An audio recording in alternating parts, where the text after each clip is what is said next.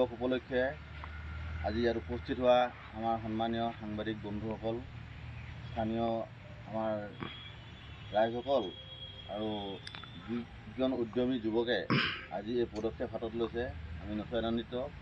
কাৰণ বিশ্ব পৰিৱেশ দিৱসৰ লগত সংগতি ৰাখি যে আমি অকল গছপুলি ৰুম সেইটো আমাৰ উদ্দেশ্য নহয়। আমি যেন সমাজৰ আমাৰ উঠি অহা প্ৰজন্মৰ কাৰণে প্ৰতিদিনে এজোপা এজোপা গছ আমি ৰোপণ কৰি প্ৰতিপালন কৰিব পাৰোঁ, সেই পদক্ষেপো আমি যেন হাতত ল'ব পাৰোঁ।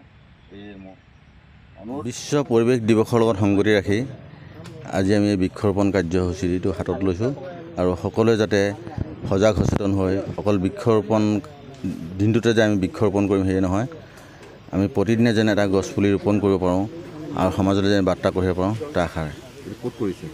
এইটো ৰেলৱে য়াৰ্ডৰ মুকলি যিটো ঠাই উপযুক্ত স্থান আছে তাত কৰা হৈছে, সুভাষ নগৰ। কোনোবা সহযোগ কৰিছে?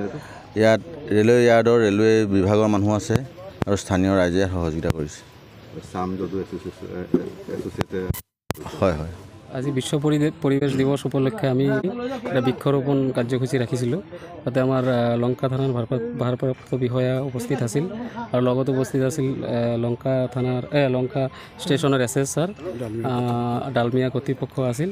আমি সমাজক এটা মেছেজ দিব খুজিছোঁ যে বৃক্ষৰোপণেৰে আমি সমাজৰ পৰা প্ৰদূষণ মুক্ত কৰিবৰ কাৰণে এটা প্ৰয়াস হয় আৰু ৰাইজেও ইয়াত ওলাই আহিব লাগে।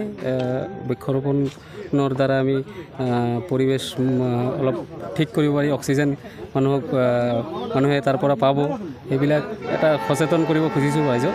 তো ৰাইজেও সহযোগ কৰিছে, লগতে গোটেই মানুহবিলাকে সহযোগ কৰিছে আমাক।